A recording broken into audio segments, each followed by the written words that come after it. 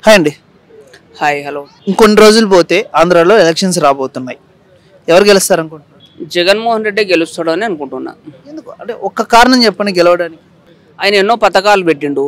ఆ పథకాలు అందితేనే నాకు ఓటేయండి అని చెప్పేసి భరోసా ఇస్తున్నాడు. ఆయన లేకుంటే ఓటేయొద్దని చెప్పినట్టుండు. అంటే ఎక్కడైనా తెలంగాణలో కానీ ఆంధ్రప్రదేశ్లో కానీ అధికారంలో ఉన్న వాళ్ళు గెలిచే ఛాన్స్ ఎక్కువ అని నేనంట. ఎందుకు అని అంటే వాళ్ళు 5 ఏళ్ళు పాలించేటారు కదా.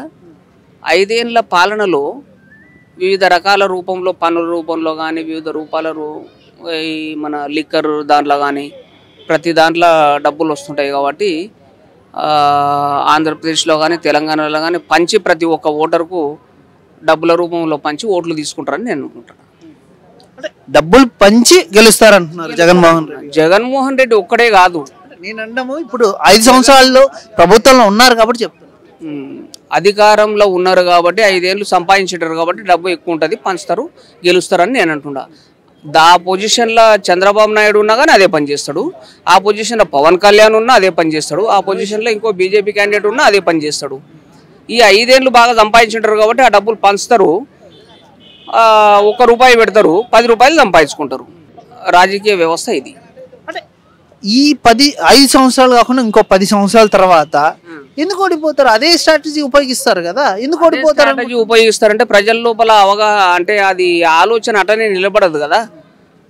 ప్రజల లోపల 100% ప్రజల్ని ఏం చేస్తుండ్రు అని అంటే రాజకీయ నాయకులు జగన్మోహన్ రెడ్డి కానివ్వండి, చంద్రబాబు నాయుడు కానివ్వండి, తెలంగాణలో తీసుకుంటే కేసీఆర్ది కానివ్వండి, ఇప్పుడున్న రేవంత్ రెడ్డి కానివ్వండి, ప్రతి ఒక్కరు మేము ఉచిత పథకాలు ఇస్తాము, అవి ఇస్తాము, ఇవి ఇస్తామని చెప్పి ఉచిత పథకాలు ఏవైతే హామీలు ఇస్తుండ్రో ఆ హామీలు ఎవరికి ఇస్తుండ్రండి?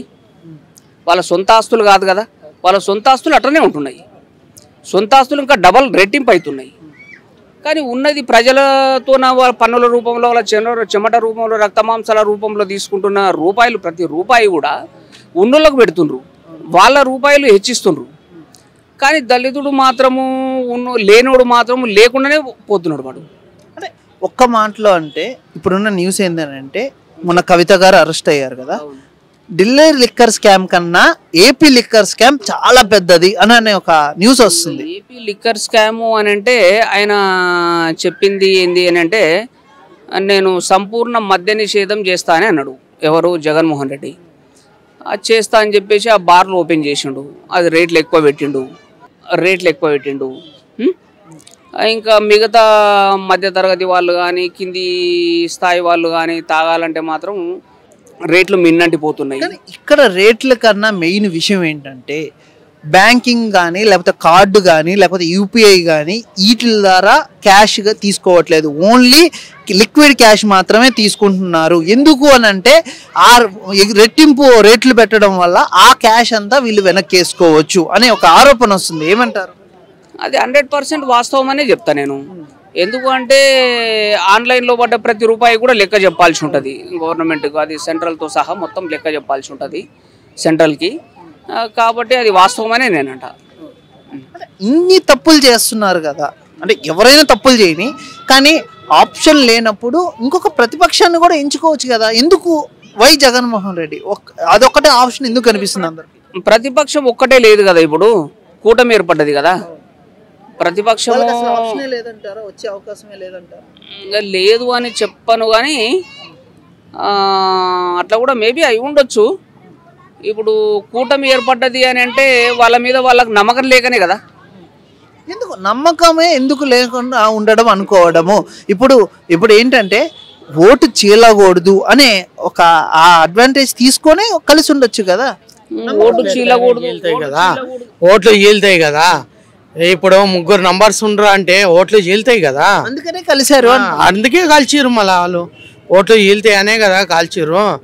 జనసేన కానీ చంద్రబాబు నాయుడు కానీ టీడీపీ కానీ అందరు కానీ ఓల్ట్ చీల్చడానికనే కదా కలిసిర్రు. 3 కలిసినందుకే కదా ఓల్ట్ చీల్చేది. ఇప్పుడు ఎప్పుడైనా ఆంధ్రాలో మందు ఆగారా? మందు ఆగాం. ఎలా ఉంది? ఇక్కడ బీర్ అంటారు, అదే అంటారు, ఇది అంటారు.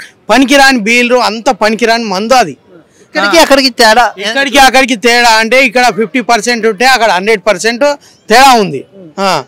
ఇక్కడ 50% ఉంది తెలంగాణలో, అక్కడ 100% ఉంటుంది. బూమ్ బూమ్ అని అది అని ఇదని మొత్తం లిక్కర్ క్యాంప్స్ అంటేనే అది. ఇప్పుడు ఇంత కల్తీ కానీ లేకపోతే ఇంత సొంత అంటే ఇక్కడ కల్తీ అంత లేదు, అక్కడ నేను ఫుల్ కల్తీ 100% కల్తీ. జనాల్ని ఎందుకు అంత మభ్య పెట్టడం? ఎందుకు అంటే అక్కడ దొరకలేవు మందు, అందుకోసం కల్తీ ఉంది. దొరకట్లేదంటే వాళ్ళే కదా ఓన్ బ్రాంచ్ వాళ్ళు ఓన్ బ్రాంచ్ తీసుకురా అంటేనే కదా, అక్కడ దొరకలేకనే ఇక్కడ అది చేస్తుంది. ఇక్కడేమో దొరుకుతుంది, మద్యం మొత్తం దొరుకుతుంది. ఇక్కడ ఏది కావాలంటే అది బ్రాండ్, అక్కడ ఆ బ్రాండ్ దొరకదు కదా. అంటే కావాలనే తీసేసారు, అక్కడ కావాలనే తీసేశారు. ఎందుకు అంటే వాళ్ళకు ఆమ్దాని రాగలేక తీసేశారు. ఇక్కడ ఆమ్దాని వస్తుంది, ఇక్కడ ఏ బ్రాండ్ కావాలి నీకు ఆ బ్రాండ్ దొరుకుతుంది, అక్కడ ఏ బ్రాండ్ కావాలి ఆ బ్రాండ్ దొరకదు. ఈ మధ్య జరిగిన రాళ్ళ దాడి జగన్ గారి మీద ఎలా చూస్తారు? అవన్నీ మామూలే, అవన్నీ వాళ్ళు చేసుకుంటారు. ఇంతకుముందు కోడి కత్తులు అన్నారు, ఇప్పుడు రాళ్ళ దారి అన్నారు, అవన్నీ మామూలే. అవన్నీ ఇప్పటికీ కూడా పెట్టిన స్టిక్కర్ ఇప్పటికీ కూడా తీయలేదు. సో పెడతారు, మామూలే అవన్నీ. ఇక్కడ ఇలాగా చెప్తారు, అక్కడ చెప్తారు, అన్ని రాళ్ళ దారి అంటారు. రాజకీయ నాయకులే ఉంటారు. మీరేమంటారు రాళ్ళ దాడి మీద? రాళ్ళ దాడి అంటే ఒక రాయి తగిలింది అని అంటే దాన్ని ఎక్స్రే కానీ స్కానింగ్ కానీ తీస్తే ఆ తలలో ఏమైనా బ్రెయిన్కు డ్యామేజ్ అయింది అని అంటే దాన్ని కొంచెం సీరియస్గా తీసుకుంటారు. సీరియస్గా తీసుకొని దానికి తగిన ట్రీట్మెంట్ కానీ లేకుంటే సర్జరీ కానీ అట్లాంటివి చేస్తారు. ఒక చిన్న దెబ్బ తగిలి దానికి స్టిక్కర్ వేసుకున్నారు, 2 వారాల తరబడి కూడా అట్నే స్టిక్కర్ వేసుకొని తిరుగుతుండ్రు అంటే అది రాజకీయ కోణంలో చూడాలి. వైసీపీ ఆరోపించేది ఏంటంటే టీడీపీయే చేయించింది అని అంటుంది. టీడీపీ చేయించిండు ఉండవచ్చు, లేదంటే వాళ్ళే చేయించుకొని కూడా ఉండవచ్చు. థ్యాంక్ యూ అన్న.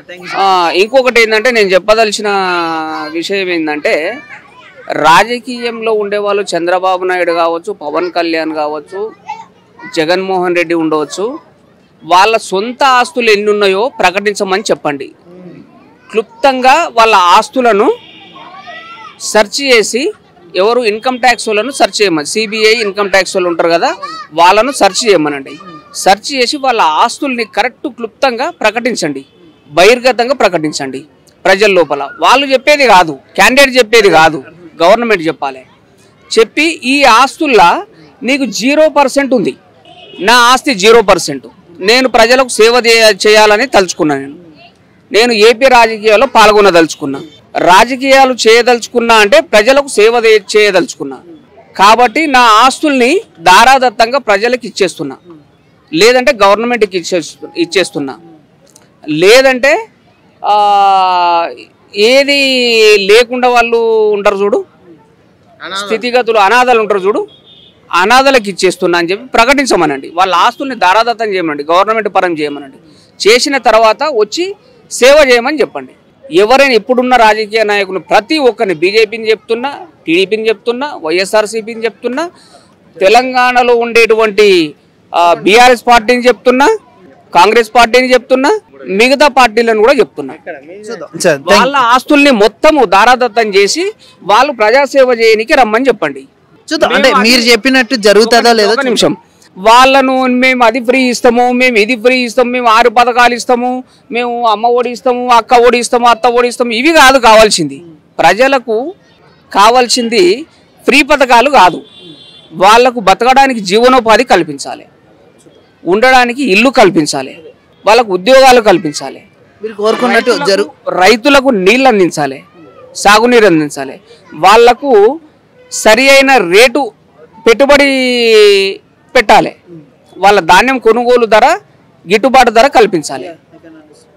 ఇవి కావాలి.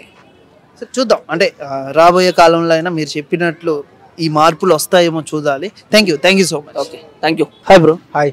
ఈసారి ఆంధ్రాలో ఎలక్షన్స్ రాబోతున్నాయి కదా, ఎవరు గెలవచ్చు అనుకుంటున్నారు? పవన్ కళ్యాణ్ గారే వస్తారన్న. అంటే టీడీపీ కూటమి. అవును. ఎన్ని సీట్లు రావచ్చు? పవన్ కళ్యాణ్ గారికి 153 రావచ్చు. టీడీపీ కూటమి మొత్తానికి 153 రావచ్చు. అది అంటే ఇప్పుడు మొన్న ఇటీవల జగన్ గారి మీద రాళ్ళ దాడి జరిగింది కదా, అదంతా ఫేక్ కదా. అదంతా ఫేక్ కదా. ఎందుకని అట్లా? అది కావాలని ఆయన పోయి ఆయనే తీసుకున్నాడు. ఎవరైనా ఆయన తగిలి పక్కనోడికి తగిలి మళ్ళీ ఈ కన్ను కాసేపు కట్టు కడుతున్నాడు ఆయన. అది ఎలా, ఎంతవరకు నిజం? అది ఆయన కాదు కదా కట్టు కట్టింది. ఏది కట్టు కట్టినా అక్కడ దెబ్బ అయితే అంత ఏం కనపడతలేదు కదా. దెబ్బ తగిలింది ఇక్కడ ఇక్కడ కవిలిపోయింది అన్నీ చూపించారు, ఎంత ఫేకే కదా మరి. ఫేక్ అని మీరు ఎలా చెప్పగలుగుతున్నారు? ఏమో నిజంగానే తగులుండొచ్చు కదా. తగిలితే అంత పెద్ద దెబ్బ, ఇప్పుడు తగిలింది ఒక రాయ, ఇంత రాయ పోను పెద్ద, ఇంత పెద్ద రాయి ఏం తగలలేదు కదా.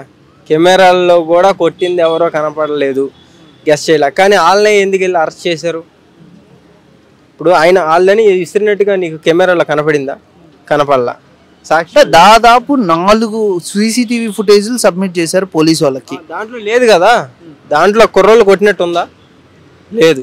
గుంపులో గోవిందా, ఎవరు వేసారో తెలీదు, కానీ వాళ్ళు దొరికారు. అసలు జగన్ గారు అభివృద్ధి చేయలేదంటారా? చేశారు, ఎందుకు చేయలే? స్టడీ విషయంలో కానీ పేదలకు చేశాడు, చేయలేదంట. మరి నమ్మకం పోయింది. ఈ చిన్న ఇప్పుడు కరెక్ట్గా రాజకీయ టయానికి అప్పుడేమో కోడి కత్తి, ఇప్పుడేమో రాయ, ఈ చిన్న ట్రిక్స్ చేసి మళ్ళీ జనాల మైండ్ మారుద్దామని చూశాడు. జనాలు అంత ఈసారి పిచ్చోళ్ళు కాదు, ఈసారి కరెక్ట్గా ఉన్నారు. అమ్మఒడి కానీ లేకపోతే చాలా నవరత్నాలు చాలా పథకాలు చేయలేదని నేను అంటలా, చేశారు. జగన్ గారు చేశారు, పాలన బాగుంది, అంతా బాగుంది. కానీ చివరి మూమెంట్లో ఇలా చేసుకొని ఆయనే గొయ్యి తీసుకున్నాడు. ఇలా చేయడం వల్లే కానీ ఇంకేమి బ్యాడ్ థింగ్ ఏం లేదు. ఇది కానీ ఫామ్ రాకుండా ఉంటే కనుక కంపల్సరీ జగన్ గారు గెలిచేవాళ్ళు. ఇప్పుడు నెగిటివ్ పడిపోయింది, రాళ్ళదాడి ఒక్కటి వల్ల నెగిటివ్ పడిపోయింది బాగా. ఒకవేళ జగన్ గారు కాకుండా బాబు గారు కానీ వచ్చారు, లేకపోతే చంద్రబాబు గారు కానీ లేకపోతే పవన్ కళ్యాణ్ కానీ వీళ్ళు కూటమి కానీ వస్తే జగన్ గారి పరిస్థితి ఏంటంటారు? పరిస్థితి ఏం లేదన్న, మొత్తం ఆయన చేసిందంతా కూడా మళ్ళీ చేసి మళ్ళీ లోపలికి వెళ్ళిపోతాడు. మంచి చేశాడు కదా ఇప్పుడు 5 సంవత్సరాలు. ఇప్పుడు జనాలకి మంచి చేసాడు, చేయలేదు అంటలా. అది ఎంతవరకు కొంత 50% చేసాడు, 50% లోపల దోసుకున్నాడు. 50% లోపల తోస్తారు. అంటే దేనికి ఒక్క కారణం చెప్పగలుగుతారా?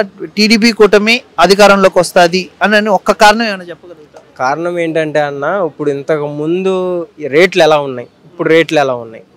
ఇప్పుడు ఆటోకి అవన్నీ పెట్టాడు, డబ్బులని పెట్టాడు. ఆటో ఆపితే ఎంతకి తీసుకుంటున్నారు? ఫైనాన్స్ వాళ్ళు ఆటో ఇప్పిస్తున్నారు, వాళ్ళు ఎంత తీసుకుంటున్నారు? కమిషన్ ఇచ్చినట్టు 10,000 ఇస్తుండు, 30,000 20,000 తీసేసుకుంటున్నాడు. మరి ఆ డబ్బు అంతా ఎక్కడికి వెళ్తుంది? ఇప్పుడు ఒకవేళ ఇదంతా పక్కన పెడితే పిఠాపురంకి వస్తే పవన్ కళ్యాణ్ గారు, వంగా గీత గారు వీళ్ళిద్దరికి మధ్య ఫైట్ నడుస్తుంది. ఎవరికి వెళ్ళవచ్చు? పవన్ కళ్యాణ్ గారు పక్కనే ఉంటుంది మెజారిటీ, అసలు తగ్గదు. ఎందుకు పవన్ కళ్యాణ్ గారే ఎందుకు? పవన్ కళ్యాణ్ గారు ఎందుకంటే ఆయన అసలు రాజకీయం అసలు చేసే పనేలే. సినిమాలు తీసుకోవచ్చు, కోట్లలో వస్తాయి డబ్బు, అవన్నీ వదిలేసి ఫ్యామిలీని వదిలేసి ఆయన జనాల్లో ఎందుకు తిరుగుతుండు? ఎక్కడో ఏదో తప్పు జరుగుతుంది, ఆ తప్పు చూపించాలి. ఆ తప్పు చూపించాలంటే పవన్ కళ్యాణ్ గారు రావాలి, కంపల్సరీ పవన్ కళ్యాణ్ గారే వస్తారు. Thank you so much.